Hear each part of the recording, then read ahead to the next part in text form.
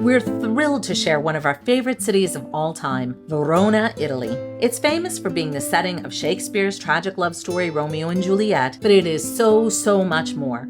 Next, we bring you along with us on a quick overnight trip to Lake Como, which I initially thought might be too touristy, but the views are stunning and worth seeing despite the crowds. We'll give you tips to have your best experience, and we share prices at the end. I'm Judy. And I'm Kevin.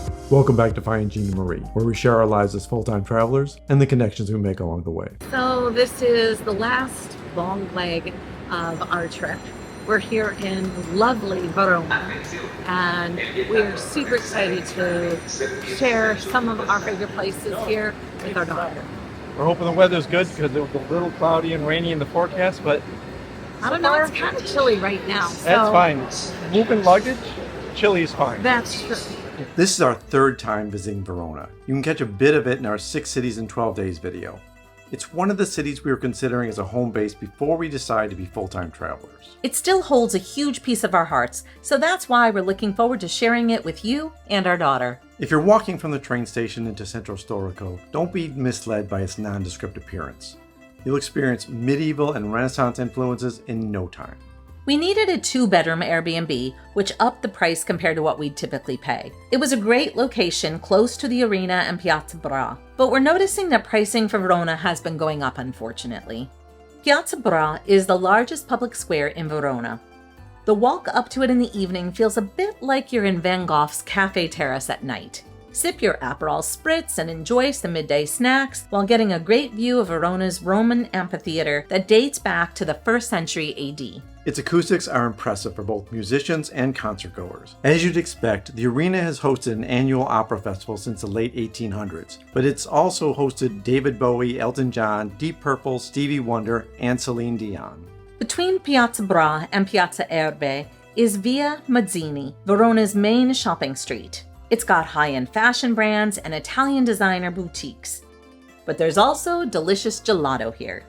Although Amorino is a chain gelateria, we think the gelato here is creamy and delicious and worth enjoying. The founders are Italian, but their first gelateria wasn't in Italy, it was in Paris, France. They wanted to introduce Parisians to the true taste of the finest Italian gelato. You can't go wrong here. Our favorite piazza in Verona is Piazza Erbe, which was originally the site of the Roman Forum, the central gathering place for commerce and politics. This square is beautiful at Christmas time as well. We had a delicious splurge dinner with views of the Roman arena at Ristorante Nastro Azzurro. Of course, everyone is going to head to Juliet's famous balcony. It's the reason there are tourists here, but fortunately most of them are only here for the day. They don't realize all the other charms that Verona has to offer, which is why this should be a multi-day stop on your visit to Italy. Romeo and Juliet is a fictional story, and there's no evidence that Shakespeare ever visited Verona. The home, known as Casa di Giulietta, was originally a medieval inn owned by the Capello family, whose name resembles Capulet, but there is really no connection. The balcony's only even been around since the 20th century. We are suckers for a nice water feature whenever we travel, and the Adige River does not disappoint. It's the second longest river in all of Italy. It sources in the Alps near the border with Austria and continues southward to the Adriatic Sea. We also love the beautiful bridges that make it such a nice place for a bike ride. We didn't do tours this time, but we had great experiences with both a food tour and a bike tour. Our guide Benedetta was incredible. She led both of our tours, and we hope you'll love her and her passion for Verona as much as we do. She just started her own tour company for Lake Garda and Verona, so if you'll be in either of those places, you should check her out. We make no money from recommending her, but she really is a great guide. Despite the many times we've been to Verona, we've never taken the trip to see the top of the city. It's an easy walk across the bridge, so I'm not sure how we skipped it. Don't be us. It is so worthwhile. There are 231 steps to climb up the staircase to Castel San Pietro.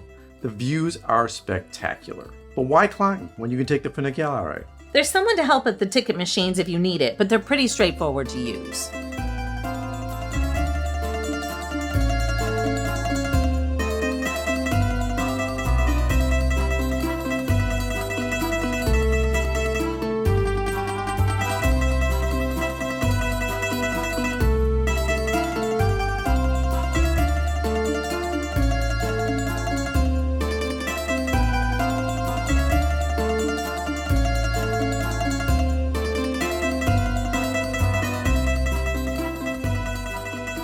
This is our first time to take the funicular up to the top of San Pietro Hill. I think that's what it is.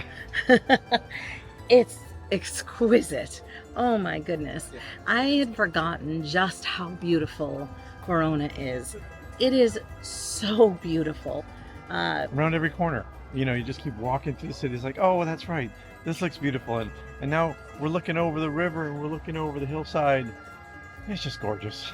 It's breathtaking. It is really beautiful everywhere. I feel like there's a fresco somewhere, or there's some sort of balcony with flowers, and I don't know. It's just one bridge after another that's just gorgeous.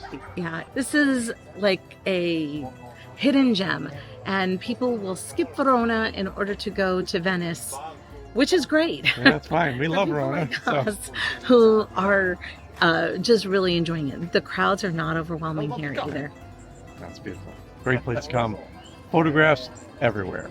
Just turn down a street, take some photos, beautiful colors on the buildings. The Adige River is just, right now it's high, and so it's moving pretty quickly, which is also pretty. Among the things we love about Verona are the colorful buildings, many piazzas, and its charming quintessential Italian feel. In our intro segment, where we introduce ourselves, we show this precious little corner of Verona, and you can see Tosca Bistro right here. So we're here at Tosca Bistro, and I have the Ep.113, which is tortellini with meat and butter, sauce, and cheese. I'm here to tell you, you could die happy after this meal. Little nibbles of heaven. Little nibbles of heaven. And I also have to say, Amarone, the local wine here, so delicious as well. Deep. These grapes are on the vine much longer than your typical grapes. Oh my gosh, a nice long finish. Smooth as silk. So good. And we got memories of this place from many years ago. So Yes. This is very nice.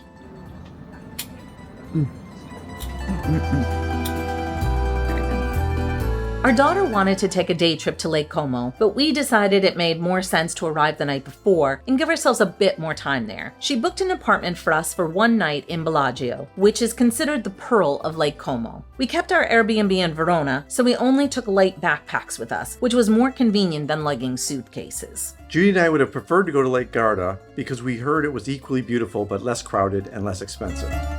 If you've been to both Lake Garda and Lake Como, which one do you prefer? So we're here in Bellagio on the beautiful Lake Como, and we've got a full day of just wandering in store for us. Trying to figure out which is the best spot to see what, and the gorgeous lake and the hillsides and everything. I guess every spot shows that off. There are some little restaurants and things around here too.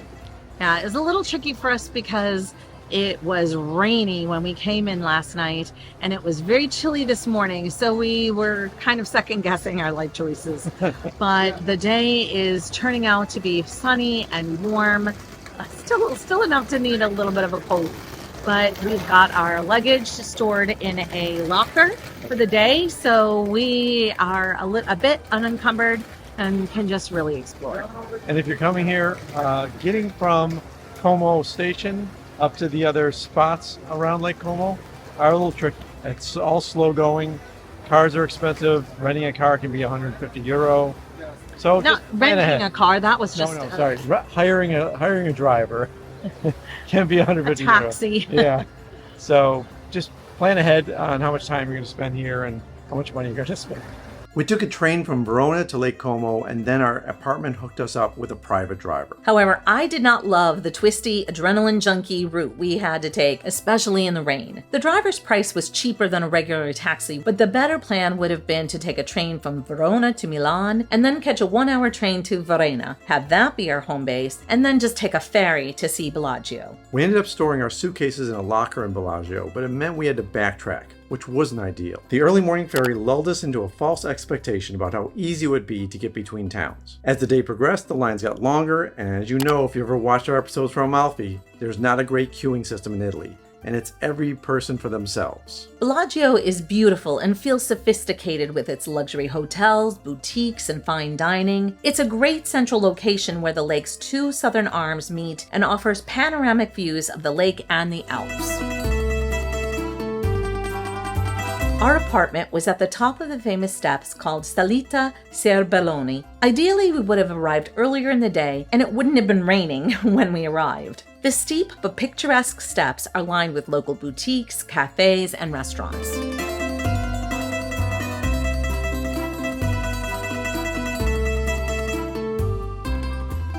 So I'm not quite sure what we're going to find here, but we are now in stunning Vernazza. It's absolutely breathtaking. Like the other places weren't breathtaking. And Lake Como was breathtaking. One more beautiful spot than the next. Verona is a little quieter, but equally beautiful. It's on the east shore of Lake Como. It's built on a more dramatic landscape with steep hillsides rising from the lake. It's got a bit more of a laid-back atmosphere.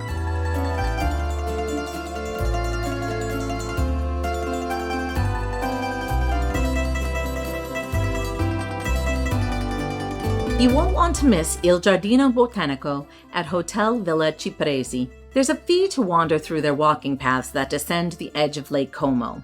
The home originally had been owned by wealthy Italian families, but it's currently a luxury hotel. Enjoy the vibrant flower beds and the mature cypress trees which inspired the villa's name.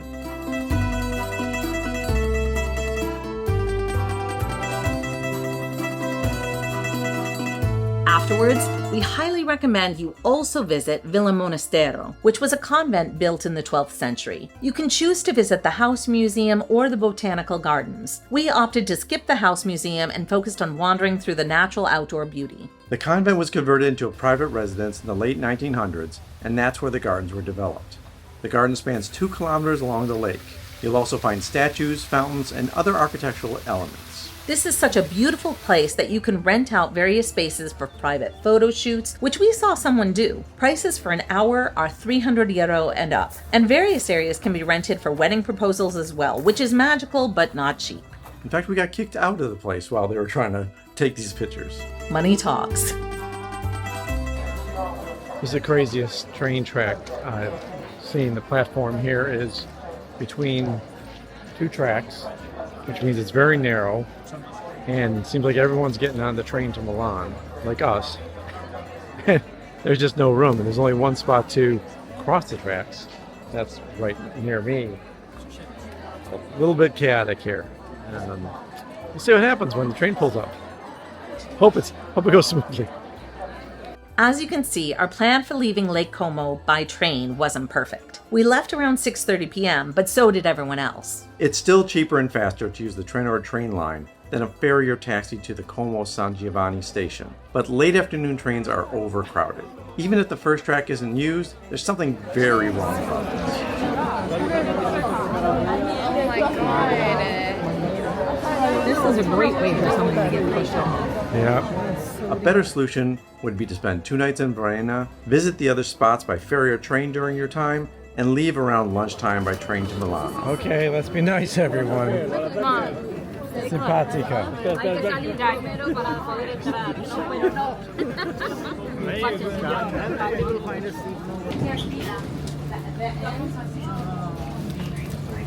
Yeah, I heard. That was the craziest train ride. Way too many people. Couldn't get to our seat that we were supposed to be in first class. There were just no seats. Standing for a lot of it, then found seats, Megan found a seat. It was just insane. So getting out of Lake Como, even by the train system, is not easy. Lessons learned.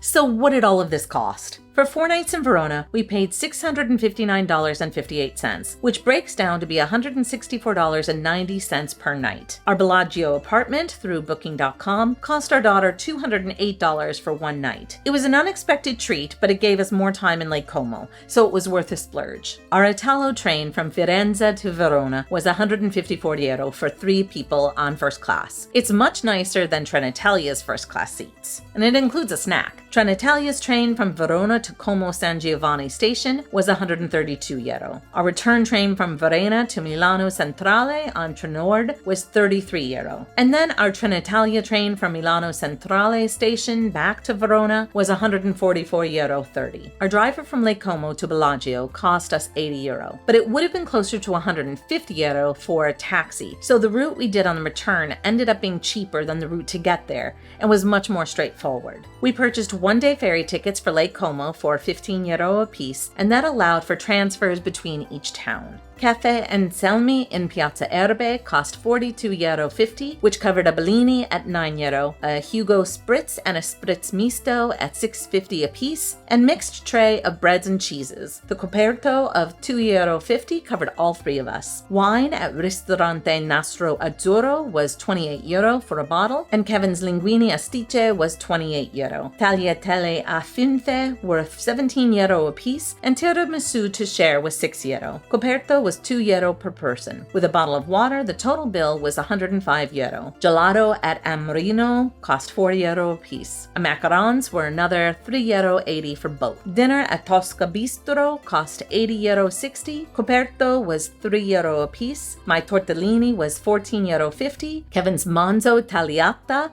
was 18 euro. Our daughter's tartufo was 15 euro. Wine was 8.50 euro and 11 euro. And an after-dinner espresso was 1 euro 60. Breakfast at Rossi Bellagio of 2 cappuccini, 3 muffins, and an orange juice was 25 euro. There was no coperto here. The Castel San Pietro Funicolare in Verona cost 3 euro for a round-trip ticket per person. After we checked out of our apartment in Bellagio, we dropped our backpacks at the boat terminal in Piazza Mazzini for 8 hours while we toured. A large locker cost 21 euro. Tickets for each entry to Il Giardino Botanico at Hotel Villa Cipresi and the garden only at Villa Monastero were 10 euro a piece. We've had such a great time sharing Italy with our daughter, and we're so glad that you decided to come along and join us. If you haven't subscribed already, we'd love for you to do that. And your best compliment is to share our videos with your friends and family. And check out findingginaMarie.com, where we have articles, more information about us, and our community forum.